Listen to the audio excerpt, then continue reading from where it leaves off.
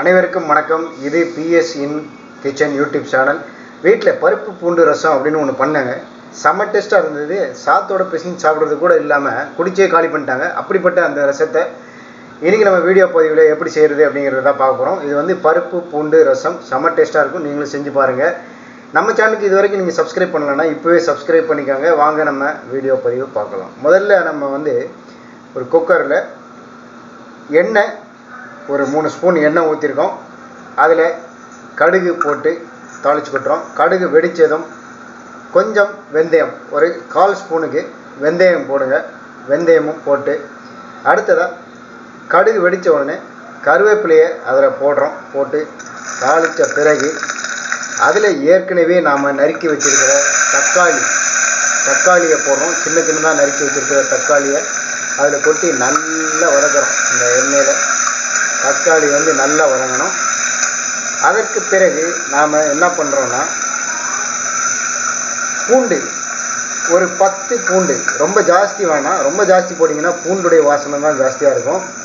ஒரு 10 பூண்டு அளவில் நல்ல பூண்டு, லேசாக கையை வச்சு நசுக்கினாலே வந்து டப்புன்னு உடையும். அந்த மாதிரி நல்ல பூண்டு வந்து கையால் நசுக்கி அதில் கொட்டிடுங்க. கொட்டிட்டு இப்போது நம்ம திருப்பியும் நல்லா அதை வந்து ஃப்ரை பண்ணுறோம். அந்த பூண்டு நல்ல எண்ணெயில் போட்டு பொரியணும்.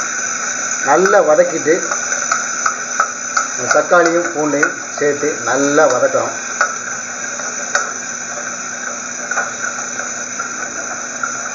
இந்த வீடியோ பதிவில் நாம் என்ன காட்டுறோமோ அதே மாதிரி செய்து பாருங்கள். வீடியோ பதிவை வந்து முழுசாக பாருங்கள், யாரும் ஸ்கிப் பண்ணிடாதீங்க. நல்லா வதக்கணும். அதை நல்லா வதங்கிடுச்சு. இப்போ பாருங்கள், ஒரு 10 நிமிஷம் நல்லா இந்த மாதிரி கிளறினீங்கன்னா நல்லா வதங்கிடும். தக்காளியும் பூண்டும் நல்லா வதங்கிடுச்சு. இப்போ ஒரு 1/4 ஸ்பூன் அளவுக்கு மஞ்சள் தூள் போடுறோம். நிறைய போட வேண்டாம். இது வந்து மிளகு, மல்லி, மிளகாய் வத்தல், இதை வந்து நம்ம பொடி பண்ணி வச்சுருக்கோம். அந்த பொடி ஒரு 1/2 ஸ்பூன்லேருந்து 1 ஸ்பூன் போடுங்க. பெருங்காயத்தூள் தேவையான அளவு சேர்த்துக்கோங்க. திருப்பி அதை நல்ல ஒரு கிளறி கொடுங்க. இதுக்கு பிறகு நம்ம என்ன பண்ண போகிறோன்னா, ஏற்கனவே துவரம்பருப்பு, டூர் டால் அப்படின்னு சொல்லுவோம். துவரம்பருப்பை நம்ம ஏற்கனவே 1 டம்ளர் அளவுக்கு நல்ல குழைய வேக வச்சு தனியாக வச்சுருக்கோம். இந்த பருப்பை நல்லா மசித்து அதில் கொட்டிடணும். பருப்பு முழுசாக இருக்கக்கூடாது. நல்ல குழைய வேக வச்சு அதை நல்ல திருப்பியும் மசித்து அதில் நம்ம கொட்டிடுறோம்.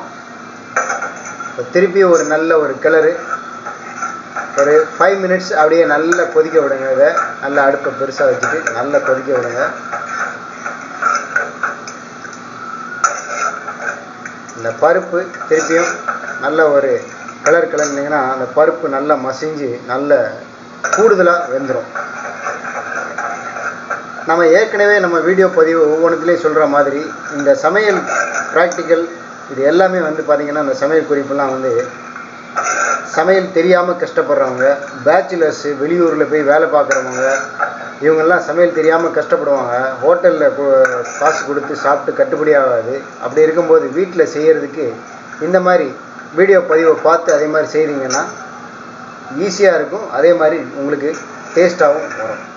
அதுக்காக தான் நம்ம இந்த சேனலில் வந்து வீடியோ பதிவுகள்லாம் போட்டுட்ருக்கோம். இப்போ நம்ம ஏற்கனவே ஒரு நெல்லிக்காய் அளவுக்கு, பெரிய நெல்லிக்காய் அளவுக்கு புளியை கரைச்சி வச்சுருக்கோம். நல்லா அதை அதில் கொட்டிடுறோம். இப்போது தேவையான அளவு உப்பு சேர்க்குறோம். ஒரு 3 பேர் சாப்பிட்ற அளவுக்கு ஒரு 1.5 ஸ்பூன் உப்பு சேர்த்துக்கோங்க. மேலும் ஒரு 10 நிமிஷம் இந்த ரசத்தை நாம் கொதிக்க விடணும்.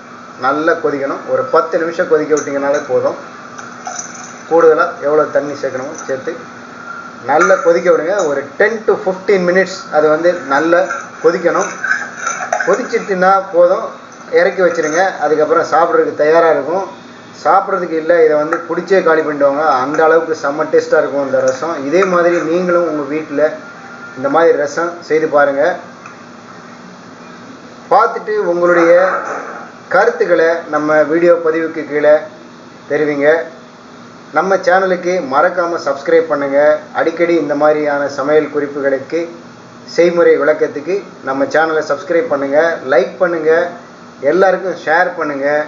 நன்றி. மீண்டும் அடுத்து ஒரு நல்ல சமையல் பதிவில் சந்திக்கிறேன். அதுவரை வணக்கம்.